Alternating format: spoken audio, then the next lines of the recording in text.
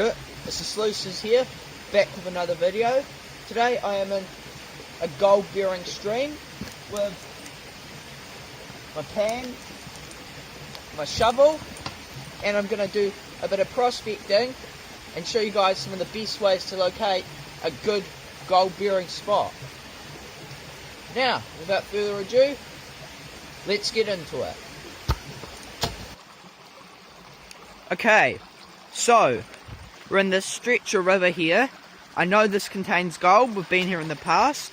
Just on this little gravel bank here, we got some good test pans dug down, and we got our second and third biggest pieces of gold we've ever found respectively in there.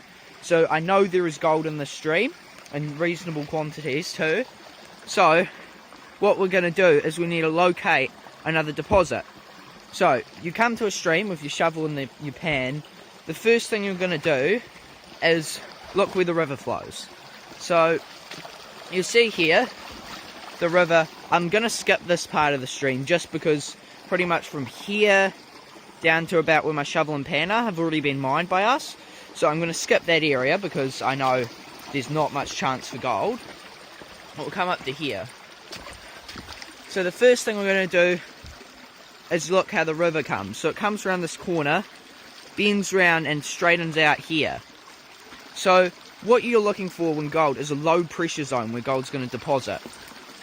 So some of the best places for low pressure zones is the creek. During a flood, the creek will come roaring down here and then kind of bounce off this wall. By the looks of it, it kind of would come down here and then keep coming roaring down here, continuing straight down there.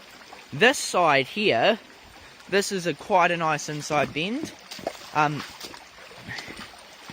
This inside bend here.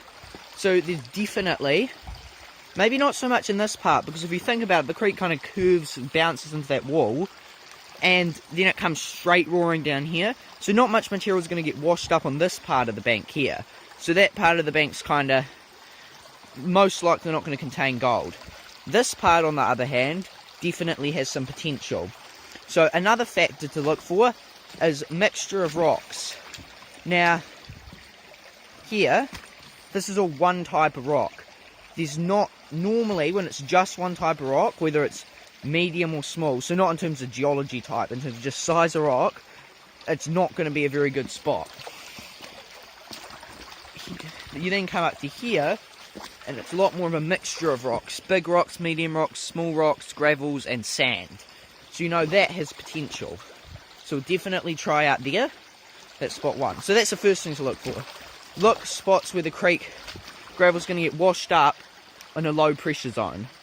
Now, spot two you're going to be looking for is in front of big rocks like this one. So rocks, you think about it, what they do is the water comes roaring over, and the water's not going to go straight down like that. It's going to keep flowing. So the water's going to roar over, come down like here. So this area in front of a rock will normally be a very good low pressure zone. So the gravel will get washed down in there and struggle to get out.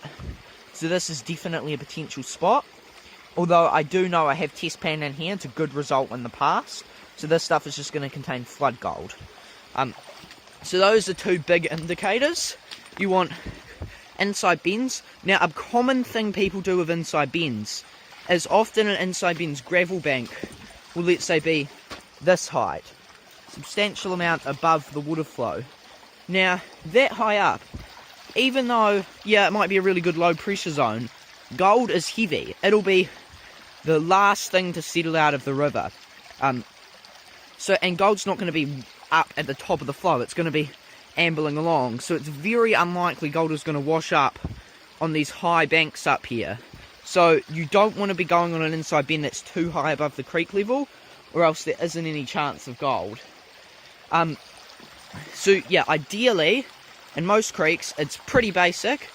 Inside bend, not too high above the water level with a mixture of rocks, in front of big rocks. And then there's one other major indicator in every stream. Little waterfall bits, just like this. Now, these in a flood Now this is kind of a dammed up bit, and it's natural. I know someone else might have made it, but this has been here, natural waterfall. So in here, it's a bit of a plunge pool, so stuff will get washed down, dropped off in there. But during a flood, this essentially acts almost like a riffle. Normally, like, walls like this, the water come roaring down over, and this area here will actually, if anything during a flood, be even lower pressure than normal. And all in front of this line of rocks will likely be a nice depositation. The downside is, it can be harder to dig, and sometimes these are really hit or miss. You also, of course, have regular waterfalls, which also have potential. So your regular waterfalls, they're really hit or miss, either or din. So you always want to try those. And of course, exposed clay or bedrock. Now this section of the creek doesn't really have exposed clay, but I know further up there are these cradles where the clay will come out flat like this and then drop down. On those bits where the clay is flat, there's often boil holes and crevices full of gravel, and you pan those out and get to the bottom of them, they are also normally full of gold. Maybe not so much for a sluicer, but for a hand panner, if you get some gold, get in those boil holes, they're some of the most paying spots. I was in one, I probably got half a pan full of material, and I probably got maybe 0.1 of a gram of gold just from that one pan. It was very good.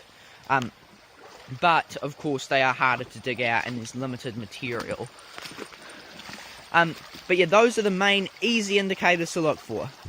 Front of rocks, inside bends, lower inside bends with a mixture of gravel. I will admit, gravel banks are a bit overrated, but they do still definitely have gold deposits. In front of little dammy waterfall bits, natural waterfalls, and exposed clay. Yeah, those are your main indicators you want to look for. So I'm going to test some of those out for you, and we'll get into it. Okay, so we're here at spot number 1 on the inside bend. So I'm looking the ideal spot to mine. You see that rock? In front of that, there's a real nice mixture of gravels. And even though that's a relatively small rock, it's a big rock, but small compared to most boulders, it'll still create a nice low pressure zone in front of it. So I'll pan that out and show you what we get out of it.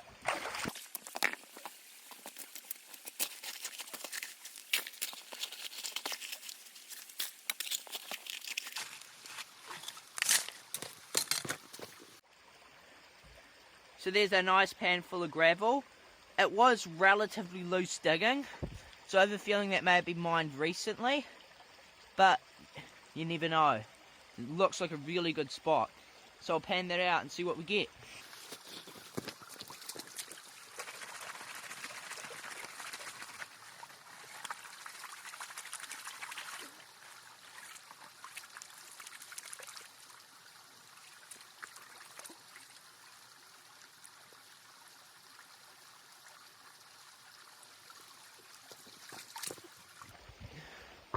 Now that spot, actually I was surprised, there wasn't very much.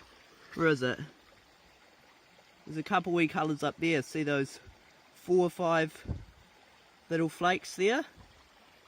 So there actually wasn't too much in that, but there was 4 or 5 small flakes.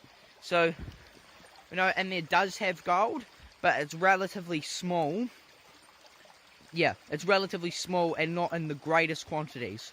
So I know that could be a potential spot, but I know there's definitely better around here. So we'll look for those. Okay, so we're in front of that waterfall rapid spot. And I'm going to pan it out, get a load, and see if there's anything in it. These are hit or miss. They're normally like 50-50, either really rich, either not, but we'll test it out.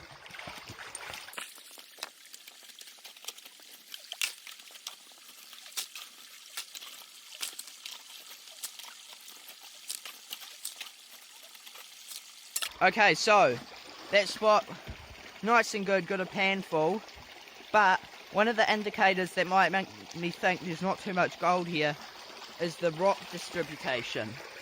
So it's mostly, there's a bit of gravel, but it's mostly just loose big rocks. You often find that under plunge pools, loose big rocks, but that often means all the lighter, smaller stuff has just been washed clear. So there may be big gold in here, that's a good sign for big gold, but smaller gold, less probability.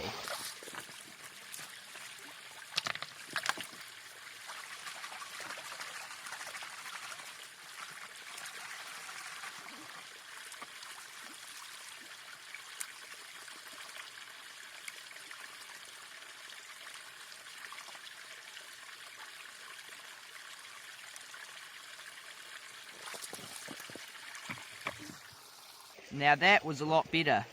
There's a nice big flake in there, right in the middle, and there's lots of smaller dust as well. And there's also a smaller flake there.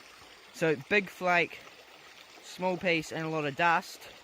That definitely gives me a lot more incentive that this might be just when floated on top of the water. That this might be a better spot. That definitely has potential, but it would also be hard to mine. So that's another spot we know has some gold. Nice big piece, a few smaller flakes as well.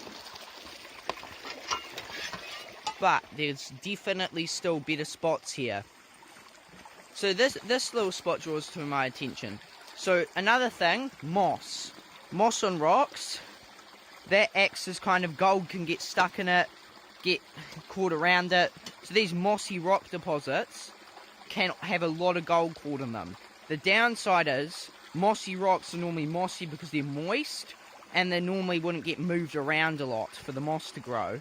So this is kind of a hit or miss spot. Could be lots caught from the moss, or it could also be not much getting deposited because of the moss. So we'll try that spot out.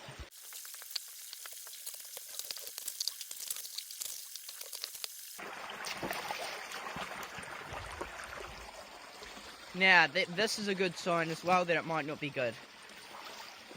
This stuff, it's all normal looking gravel. Nice, definitely potential for gold. Up here though, it's a lot more muddy and sandy and silty. Gold's not going to be in that. And that's a sign that this is very, really washed out in here. And this is just stuff that's come off the banks. So in there, potential. And there's mud, which gold is not in. Or very rarely in. So that's less exciting. So I think we'll just take all our samples from in here and see what we come up with.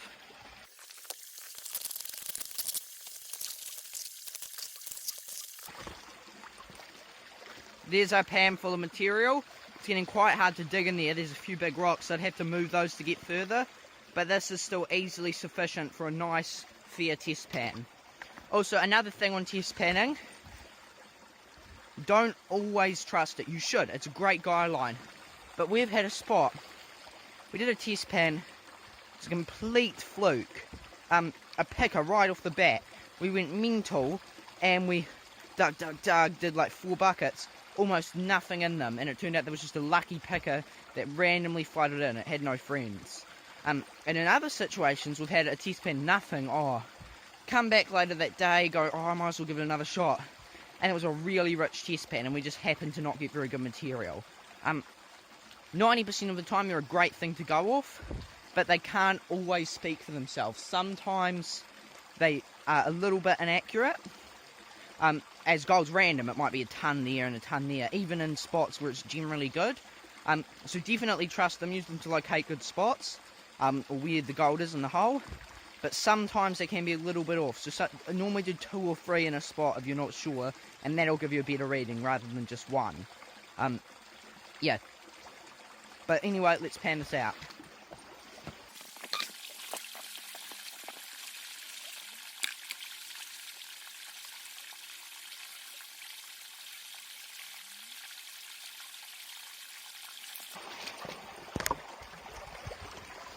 Once again, there was a lot of colour in that.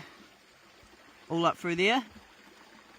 It's a big flake, about a dozen specks, smaller pieces. That's definitely a good test pan. Not incredible. I've gotten a lot better from here. But that there, big flake, it's probably a 10-cent piece.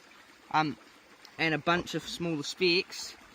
That in every pan, and you're definitely onto something. So I know in there has a lot of potential to be a good spot. But yeah, I think that completes the test pan video. So to recap, whenever you're mining, inside bin with a mixture of rocks, and ideally in front of a rock that's not too high above the water, if you know what I mean. That's a good spot. Waterfall and rapid dams like this, they can be good or can be a miss. Like I got that nice flake and a few smaller bits, almost as good as that last test pan from in there. In front of big rocks, really anywhere, like that rock up there is good. Deep dark pits, I didn't mention this before, see all that foam up there? That's just a really deep, maybe metre, 2 deep a deep pit in the water. Those normally aren't very good. You might think they are, but I don't know, whenever we've tried them, there just haven't been anything in them, and you can't really reach the clay. It's impractical to mine there. So they're not really good. But yeah, mixture of rocks, in front of big rocks, ideally on an inside bend, and you're all good to go. Normally, whenever there's a mixture of rocks, that's when you know you're on a good spot. That's actually a really big sign most people don't go for. Like in here, good chance for gold in there. In between these big rocks, mixture of rocks. Up there, not so much. But yeah, those are some basic tips to follow when you're mining. Just keep panning until you find a good spot. Even if you spend an hour finding a spot that's only 20% better than your other spot, and you've got an 8-hour day, you're still going to get more gold overall and save energy in the process of doing so. Because even though you think, oh, I might as well mine that spot and come to it next time, I like to think of it as there's an endless amount of gold and you're just looking to find the best spots. It's not the case, but normally that you've only got a limited amount of time to mine, so you just want to locate the best spot.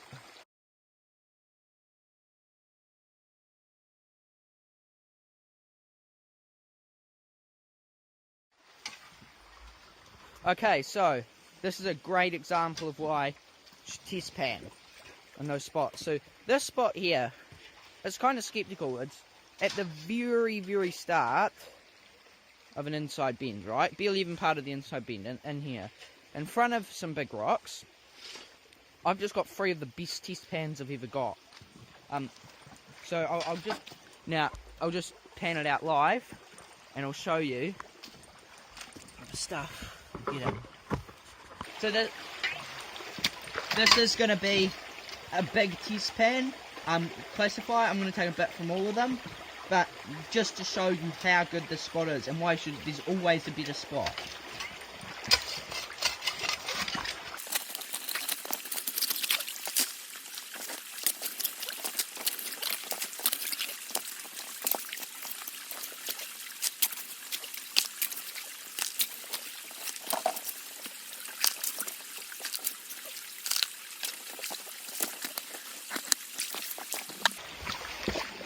So they have a bit of gravel from all of them. I just got it from each hole, just because it would be kind of embarrassing. I got a bit from each of them, because I know they're all nearly as good as each other. I just got a bit from each of them, because I know it would be kind of embarrassing if it happened to just not have any this time.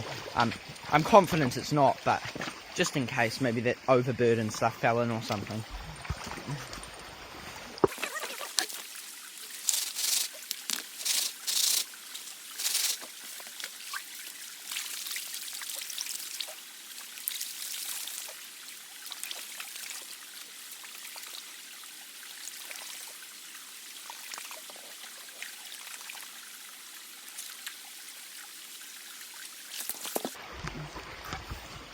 Now come look at this test pan.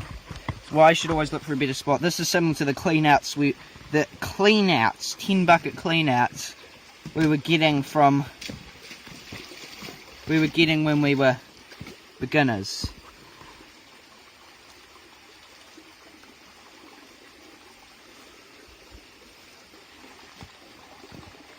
All that gold, single pan. It's probably about 0.05 of a gram, maybe 0.1 of a gram, and one pan. It was a big pan, classified material about to here, but that was really only the equivalent of a heap normal pan. That's why I should always keep looking. So we went from panning in the other spot, 1 speck, to maybe like a speck and a flake like that, to a decent pan, probably the equivalent of those, all 5 of those bits there, to an insane pan with probably about $5-10 worth of gold. In fact, if it continues that rich all the way down through there, we might be in for one of our best days yet. So yeah, we'll get into it. Thanks for watching.